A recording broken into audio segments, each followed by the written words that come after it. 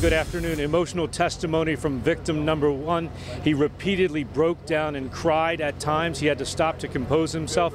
It was very dramatic and compelling testimony here this morning. We begin our coverage with Rick Earle, who's live right at the scene there. Rick? Well, Peggy, it was a very tense situation here earlier today. When I arrived on the scene, police officers were telling us to get back, to stay back. They suspected there might be another shooter on the loose. Turns out there was not. There was only one shooter involved here at this point, and that shooter is now dead.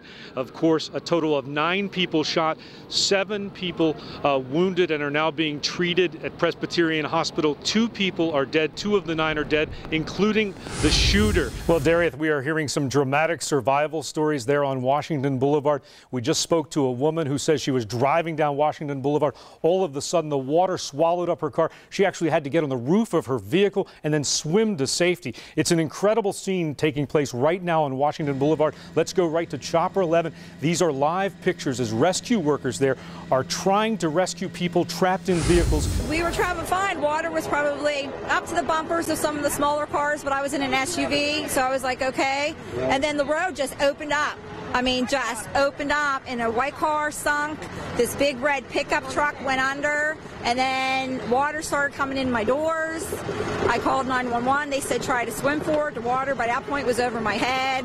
It started coming in, so I climbed to the roof, and then the car, started going under. Channel 11 News reporter Rick Earle is live, and we understand, Rick, you've been talking to some witnesses. What have you found there? There's a lot of police activity right here. They have this area shut down, and police are now focusing their attention to my right at the intersection here of Brighton Road and Pennsylvania Avenue. You see police officers training their eyes, and they're kneeling down over there behind vehicles and behind signs over there at this gas station. It looks like they're focusing in on a building. Diane, can we talk to you real briefly? Okay. Do we have any reports of an officer that was shot? There's no officer shot. No, an officer struck by a car. That's all we heard. Possibly. Possibly. 2 actors in custody? No one in custody. No one in custody. Are we looking for people right now? Yes. There were shots fired? Yes, there were shots fired. As you're hearing from Diane Richard, thank you so much. So she's a spokesperson for the Pittsburgh Police Department, telling us that shots were fired. Apparently, she's saying that she's not aware of a police officer being hurt at this point. Well, David, that's right. We found some very troubling images of the alleged gunman and some rantings online where he rambles on about revenge and death. Now, take a look at this photo posted on Twitter. Part of our Team 11 coverage now, Rick. Well, David, attorneys for one of the victims came out swinging today, calling Jerry Sandusky a coward and saying his decision here to back down at the last minute amounted to yet another form of abuse. After waiving the preliminary hearing on Tuesday, Jerry Sandusky's legal team made it clear they plan to question the credibility of football coach Mike McQueary. So what does McQueary think about this new defense strategy? You really took a beating from Joe Amendola yesterday. Just wondered if you had anything to say. No, not right now, guys. Thank you. Rick Earle uncovered the case that led federal officials to make a big arrest right here in Pittsburgh. He's in the newsroom now to explain. Rick? Well, David, that's the question investigators are trying to figure out tonight. According to these court documents obtained exclusively by Target 11, a local man made just one phone call, and he was able to access the bank account of one of the richest men in the world. Microsoft co-owner Paul Allen, owner of the Seattle Seahawks, one of the richest men in the world. And Target 11 discovered the target of a recent identity theft case. According to federal court documents, Brandon Lee Price of Pittsburgh is now charged with wire fraud and bank fraud. The feds saying Price portrayed himself as Allen. It all started from Price's home in Point Breeze, according to investigators. They say Price successfully changed the address on the bank account of Paul Allen back in January. According to court documents, Price then claimed he misplaced the debit card. The bank sent him a brand new one. Price attempted several transactions, including the transfer of $15,000 through Western Union. Target 11 first told you how someone in Pittsburgh is accused of stealing the identity of Microsoft billionaire Paul Allen.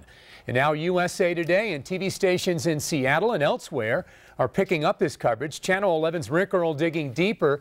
He's uncovered how the information was stolen. He's live with a warning that maybe even you could be at risk. Rick? Well, David, we found out this is much bigger than just one person. We discovered today that billionaire Paul Allen is one of about 80,000 people whose personal and banking information has now been compromised.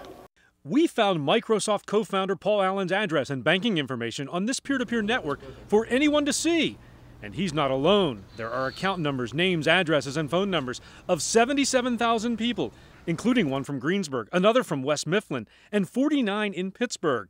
Rick Wallace is an internet security expert in Cranberry who's been tracking this case. And we're talking credit card numbers, names, addresses. Yes. Anything you would need to convince a bank to do this. To assume somebody else's identity, sure.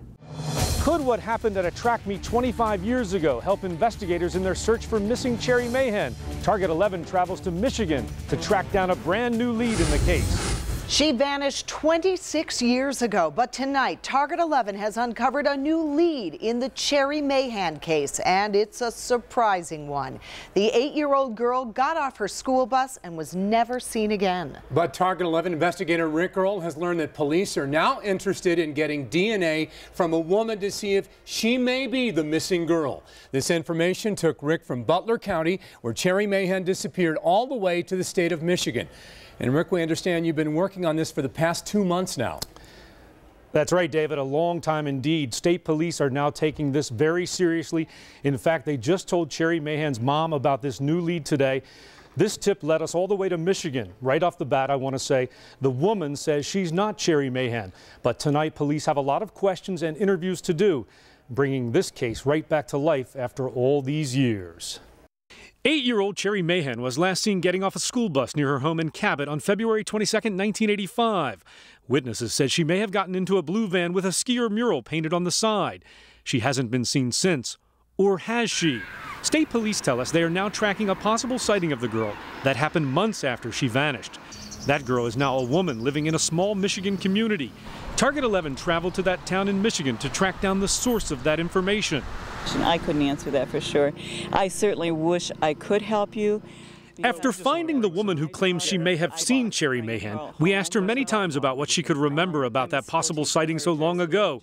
She was vague at first, but then the interview took a strange turn. If you shut that off, I'll tell you something. Okay.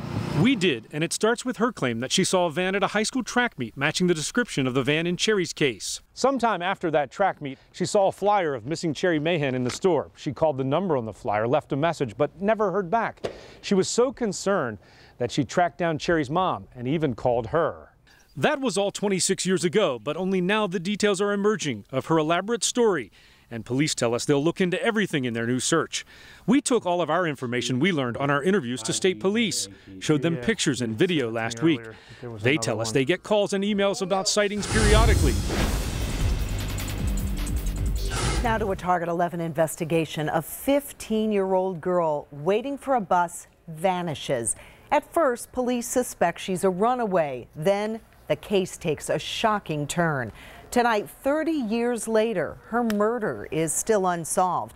But as Target 11 investigator Rick Earle discovered, there is a movement by friends and relatives to shed some new light on this old case. Rick? Peggy, we sat down with one of the original investigators on this case. We got a rare look inside the extensive murder file. And we also talked with friends and relatives who are making sure this case isn't forgotten until it's solved. Well, 30 years has gone by, and, you know, it's still, to this day, you know, people remember this. Marty Diamond won't ever forget. And it traumatized this whole township. The day 15-year-old Christine Gunther vanished from a bus stop in broad daylight on Route 19 at Donaldson's Crossroads in Peters Township. Days later, on Halloween, her body found in the woods nearby. It was tragic and scary and a lot of grief. Diamond didn't know Gunther personally, but he and others who remember the case are now on a crusade to catch a killer. 2 years ago, some friends and classmates got together and launched their own investigation. They came here to the gravesite and placed this arrow that says, "Peters Township remembers, you are not forgotten."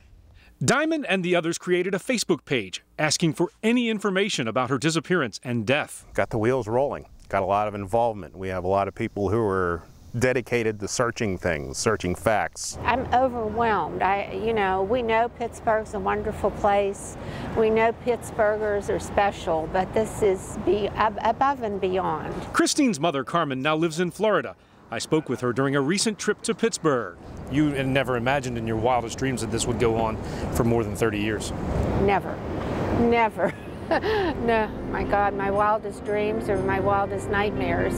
Our cameras were also invited inside as the family met with Allegheny County Police to reopen the file. Investigators telling them they continue reviewing the case, working every angle. Investigators also showed us photos taken the day Christine's body was found and notes and drawings made by detectives decades ago, indicating the cause of death as blunt force trauma to the head. We had a few suspects, but nothing really panned out as far as prosecution-wise. In memory of the 30th anniversary of Christine's death, friends and relatives are putting up a billboard near the site of her disappearance, hoping someone will come forward with information leading to the killer. We're not going to give up until somebody is, either brought to justice or we have somebody that we think did it. The Pittsburgh School District is laying off teachers struggling financially, yet we discovered they're giving property away rent-free. Check out this access road to Pioneer School in Brookline. It's owned by the city school district, but Target 11 discovered the district agreed to lease the property to the adjacent homeowner, who owns lots on both sides of the road. According to the lease agreement obtained by Target 11, in exchange for the use of the vacant land and in lieu of rent, the homeowner will maintain land with appropriate plantings and regular maintenance. We questioned school board member Teresa Calesi about the lease she signed 2 years ago. The school district has a maintenance department. Those guys could cut that grass and maintain it. There's no benefit to the school district to give this property away to this guy for free. But they're not giving it away. It's leased. They don't own it. But he doesn't pay anything for it. No, but he doesn't own it either. He can't sell it. But he has free use of the property that connects his two lots. There is a chain link fence blocking access and signs that say no trespassing. We wanted to talk to the man who leases the property rent-free. It's nobody's business what I own. Well, I understand that. Where we go. I understand that, but it's taxpayers' business because this is school district property that they're giving you for free, basically, and that's my concern. No, it isn't. Nobody gave me nothing. And you can walk up that road right there and do anything you want. I can walk up and down there and do anything I want. Can you come talk to us about it? No, I'm not. Kevin Cagney eventually invited me inside without a camera and told me that he didn't get any special treatment and that the lease only includes a small amount of land. Did you know the school board was giving away property? Did not know that. Not aware of it. There's a lot of things that we find out later on because of the way the administration presents things to us. I'm irate. I'm upset about it. Former Pittsburgh School Board candidate Lisa Jones has a lot of questions about the lease. She wonders why the district didn't demand any payment for the property. Ultimately, the taxpayer is paying for it. I like a nice sweet deal like that myself. So why didn't the district just sell the property and take the cash and get it back on the tax rolls? Board member Calesi says they may someday need access to the road in case of an emergency. And she says leasing it in exchange for the upkeep was the best solution. Rick Earle, Channel 11 News. Target 11 investigates what is being billed as a modern-day gold rush. Marcellus shale drilling has already made some folks in our area a lot of money, but some claim the process, known as fracking, is to blame for their water woes. Target 11 investigator Rick Earle has been talking to people on both sides of this issue. And Rick, what did you find out? Well, Peggy, this has divided neighbors in some communities. On one side, residents who claim the drilling is destroying their water. On the other side, landowners and drillers who say it's perfectly safe and there's no scientific evidence linking fracking to contamination. And now they have a brand new study they say proves their point. The DEP says this is aesthetic. We can drink this. We can have coffee later. And Kim McAvoy began having well water problems at her home in Connequeness in Butler County last summer. Today, it is nearly dried up.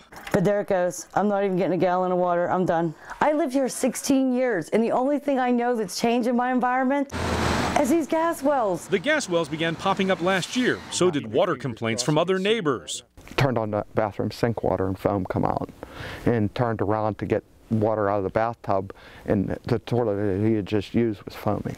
I've never seen a rush of complaints about drinking water problems like I have since the Marcellus shale industry moved in here. Myron Arnowit is the director of Pennsylvania's Clean Water Action. They've called for a temporary ban on drilling until more studies are done. The drilling is far too close to where people's houses are, to where their drinking water is coming from.